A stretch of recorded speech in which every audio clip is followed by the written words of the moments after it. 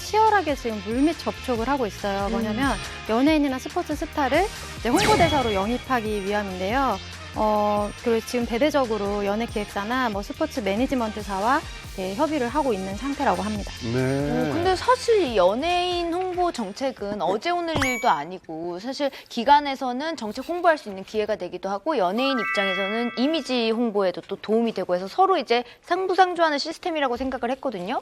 근데 이 부분에서 논란이 될 게 뭐가 있을까요? 네. 네, 여기까지는 뭐 윈윈이라고 보여지고 논란이 될 게 하나도 없죠. 근데 문제는 역시 돈입니다. 일단 연예인 홍보대사를 영입하는데 적지 않은 돈이 든다라고 하는 것인데요. 이 홍보대사의 활동비, 즉 이 모델료가 국민의 세금으로 나가게 되잖아요. 그런데 아무래도 이 모델료가 좀 비싸다 보니까 혈세가 이렇게 빠져나가는 것이 맞는 일이냐, 옳은 일이냐에 대한 뭐 이야기가 나오고 있습니다. 네. 일단 정부 부처의 연예인 홍보대사를 두고 이게 국고 낭비다. 아니다로 설전이 벌어지는 가운데 때 아닌 한 명의 스타가 화제 중심에 섰습니다. 네, 그렇습니다. 바로 걸그룹 AOA의 설현의 이야기인데요. 지난 20대 총선 당시에 중앙선거관리위원회 홍보대사로 설현 씨가 위촉이 됐었잖아요. 그런데 당시에 굉장히 홍보대사로서의 일을 똑똑히 잘 해냈어요. 근데 문제는 이 이후입니다.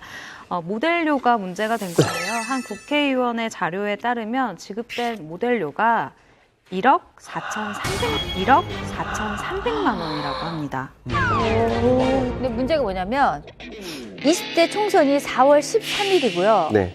설현 씨가 홍보대사로 위촉된 게 3월 3일이에요. 그러니까 실제로 홍보대사로 활동한 게 거의 한 달 조금 넘는 정도. 한 달밖에 안 됐는데. 네, 한 달 조금 넘는데 1억 4천만 원이라 하니까 와. 모르겠어요. 우리가 같이 세금을 낸 돈인데 생색은 왠지 다른 사람들이 낸 것 같은 느낌? 약간 그러네요. 광고료도 한 달에 1억 4천이 넘으면 굉장히 큰 돈인데요. 그렇죠. 광고료도. 네. 저랑 비교해 보면 제가 이제 고양시에서 그 패티켓 홍보대사를 작년에 처음으로 패티켓이야? 패티켓 펫들의 에티켓 애완동물을 키울 때. 그렇죠. 강아지를 키우기 때문에 지금 뭐 반려견들이 뭐 길에 똥을 싸면 치워요. 이런 것들인데 고양시에서 제가 사료를 받았거든요. 모델료로 사료를 사료라는 거. 간식. 돈 안 받고. 선물로 받았군요. 그러니까 설현 씨가 엄청 많이 받은 거긴 하죠. 아니 근데 만약 슬리피한테 1억 4천만 원을 지급했다면 저는 인정할 수 있어요. 네. 왜냐하면 개를 키우잖아요. 개를 키운 입장에서 그런 패티켓을 지켜야 된다는 어떤 정당성 같은 게 있는 건데. 연관성이 있으니까. 근데 지금 이 설현 씨 같은 경우 예를 들면 송혜 씨가 예를 들어 내가 한 60년 이상 투표를 한 번 빼지 않고 했다 이런 것을 이제 보여주는 뭐 이게 상징성이 있잖아요. 근데 설현 씨 같은 경우는 20대 초중반일 텐데 무슨 의미로 이 중앙선거관리위원회 홍보대사로 위촉됐는지를 아직도 이해할 수가 없어요. 이때 당시에 그 입간판이 굉장히 그때 설현 씨가 확 올랐었거든요. 아마 그게 아마 좀 가장 크게 작용하지 않았나 생각이 듭니다. 네, 뭐 설현 씨가 한 달 동안 많은 돈을 받은 것은 사실이죠. 그런데 논란을 제기하기 전에 저는 좀 뒤돌아볼 필요가 있는 것 같아요. 어떤 자료가 있는데요. 2004년부터 10년 동안 연예인 홍보대사 모델료로 쓴 돈이요. 무려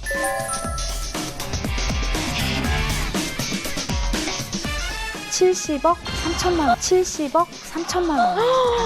70억? 70억. 이 중에서 가장 많은 모델료를 받은 분은 이승기 씨인데요. 1년간 복권위원회 홍보대사로 일하면서 받은 돈이 5억 7,200만 원. 맞네요. 와, 1년에? 복권 그러면 이승기 씨는 정말 로또에 당첨. 로또 당첨된 거네요. 그러네요. 근데 우리가 이렇게 얘기하기엔 이승기 씨가 사실 실제 상업 광고도 모델료가 굉장히 많잖아요. 그리고 1년 모델 광고료라고 하면 이승기 씨는 상업 광고에서 이 정도를 충분히 받을 수 있는 사람이고 또 복권 광고라는 게 어떻게 보면 이제 그 연예인의 이미지에서 여러 가지를 감안을 했을 거예요. 뭐 어떻게 보면 이승기가 복권 광고에 나오네. 뭐 이게 사행심 조장하는 거 아니야? 이렇게 얘기 들을 수도 있는 거잖아요. 근데 이제 그게 좋은 부분이 많기 때문에 기금을 좋은 데 쓴다든가 이런 거를 홍보하기 위해서 이승기 씨를 썼을 거 아니겠습니까? 네, 그런데 더 많은 모델료를 받은 이승기 씨보다 유독 설현 씨가 문제가 된 이유는 뭘까요? 설현 씨한테 그 홍보대사 관련 문제가 한번 있었어요. 뭐냐면 그 설현 씨가 한국 방문의 해 홍보대사였거든요. 그렇다 하면은 이제 세계에다가 뭐 한국을 알리는 그런 중요한 임무를 띠고 있는 거잖아요. 근데 예전에 어떤 그 예능 프로그램에 출연을 했었어요. 근데 거기서 뭐 역사적인 인물을 사진을 보고 누군지 맞춰야 되는 그런 코너가 있었거든요. 근데 그때 이제 설현 씨가 안중근 의사를 못 알아보는 그런 일이 있었어요. 그래서 그것 때문에 좀 약간 논란이 됐었습니다. 그때 실검에 오르고 굉장히 비난을 많이 받았었는데 여담이지만 그 당시 설현 씨 모교에서 얼마 떨어지지 않은 곳에 그 안중근 의사의 공원이 있었다고 해요. 그래서 더더욱이 조금 비판을 많이 받았었고 한국의 아이돌 그룹이 이제는 거의 세계적인 영향력을 끼치는 수준이기 때문에 더더욱이 이제 아이돌들에게도 뭐 역사 교육을 시켜야 된다 뭐 이런 말까지 그때는 나왔었던 걸로 기억이 돼요. 네. 네, 뭐 한국 방문의 해 홍보대사면 사실 한국의 얼굴로 활동을 하는 거잖아요. 근데 역사 인식 수준이 이 정도밖에 안 된다라는 게 드러났기 때문에 전 충분히 논란이 될 수 있었던 사건인 것 같고요. 일단 신중하지 못했다라고 사과하긴 했지만 대중들의 반응은 좀 냉담한 편이었습니다. 네, 뭐 더 황당한 거는 이제 한국 방문위원회 반응이거든요. 이제 그 홍보대사를 바꾸라는 네티즌들의 이제 항의가 계속되자 이 위원회에서 이런 얘기를 합니다. 설현의 역사 의식이 부족해 논란을 알고 있지만 홍보대사를 바꿀 계획은 없다라고 이제 발뺌을 하는데 하지만 설현 씨 사진만 슬쩍 삭제하는 황당한 대처를 하고 돼요.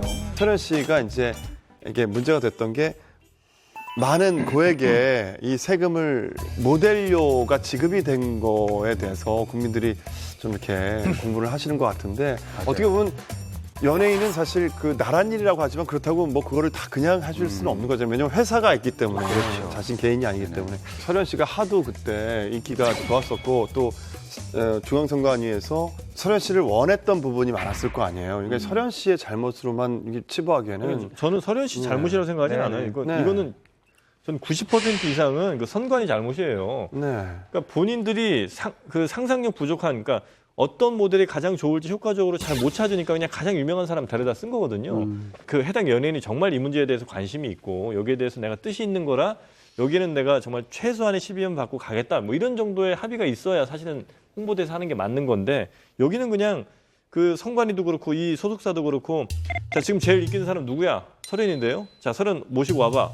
우리 설현 한 번 가는데 얼마인데요? 이렇게 지금 간 것 같거든요. 그러니까 이런 행태는 홍보대사의 원래 취지와는 전혀 맞지 않는다는 거죠. 자, 이게 사실 뭐 재능 기부라고 하고 또 뭐 좋은 일에 동참한다고 했는데 설현 씨도 어떻게 보면은 이렇게 구설수에 휘말려가지고 굉장히 곤혹을 치르고 있는데요. 네. 이 홍보대사의 논란이 계속되면서 거론된 또 다른 스타들이 있다고요. 네, 대중 앞에서는 홍보대사, 그런데 뒤에서는 먹칠대사라고 불렸던 논란의 홍보대사가 한 명 있습니다. 네. 다름 아닌 걸그룹 2NE1 출신의 박봄 씨인데요. 지난 2010년에 법무부가 걸그룹 2NE1을 법질서 홍보대사로 위촉을 했거든요. 그런데 위촉된 지 불과 보름 후에 박봄이 해외 우편으로 수상한 물건을 받았습니다. 이 물건은 바로 에더럴 82알이었습니다. 에더럴이 뭐죠? 애들은 가라. 에더럴은 말이죠. 이게 마약류의 일종인 암페타민을 함유한 약입니다. 국내에선 1970년대부터 금지 약물 항목에 이름을 올리고 있는 상태인데 다시 말해서 마약이 함유된 알약이다. 이렇게 생각하시면 될 것 같아요. 네, 그 박범 씨는 당연히 이제 이 혐의를 부인을 했습니다. 그 진짜 기사에 나오는 그대로가 아니기 때문에 저 진짜 그거 안 했어요. 우울증을 치료할 목적으로 그 가족의 대리 처방을 받아서 이런 문제에 대해서 그런 심각성을 인지하지 못했다고 그렇게 해명을 했습니다. 그 당시 검찰 조사까지 받은 걸로 알고 있는데 결과는 어떻게 됐나요? 네, 검찰은 에더럴에 암페타민 성분이 있기는 하지만 사실 이를 정제해서 마약용으로 만들 수가 없는 데다가 박봄 씨가 초범인 점을 고려해서 이건 유예 조치를 내렸습니다. 어쨌든 다행히 구속은 면했지만 결과적으로 박범 씨 본인도 그렇고 박범 씨를 홍보대사로 위촉했던 법무부까지 조금 곤란해졌던 그런 사건이었죠. 네.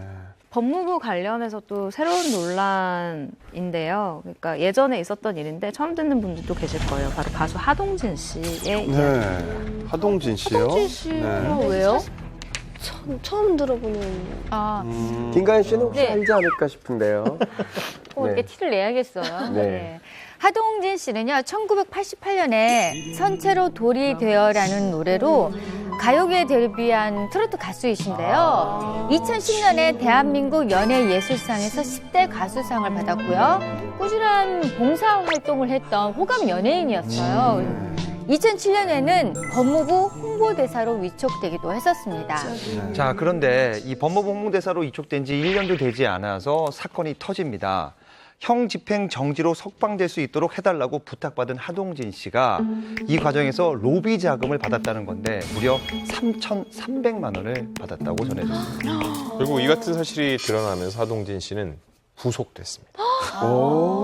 아니, 이쯤 되니까 이 법무부의 홍보대사를 선택한 기준이 뭘까? 이거 혹시 저주 아닌가요? 그 기준이 좀 그런데 궁금해지는데요? 홍보대사한테 형 집행정지를 부탁한다고 그게 될 수 있나요? 그러니까요. 근데 그걸 또 받을 네. 오늘 아마 총 그때 사기 금액이 한 8천억 가까이 됐을 거예요. 7천억 막 이렇게 됐을 건데. 8천억. 네, 그때 그 사람이 뭐 정치권이며 검찰 뭐 이런 등등의 이제 엄청나게 이제 로비를 했는데 그러다가 이제 이 사람이 잡혀 들어갔을 거예요. 근데 그거를 좀 석방할 수 있도록 도와달라 이러면서 아마 이 하동진 씨한테 돈을 좀 주고 그걸 부탁을 했던 것 같은데 이건 당연히 이제 불법적인 뭐 부탁이고 이런 로비는 당연히 처벌이 될 수밖에 없는 건데 야, 이런 분들을 법무부의 올 분들을 홍보대사로 임명한 건 아닌가.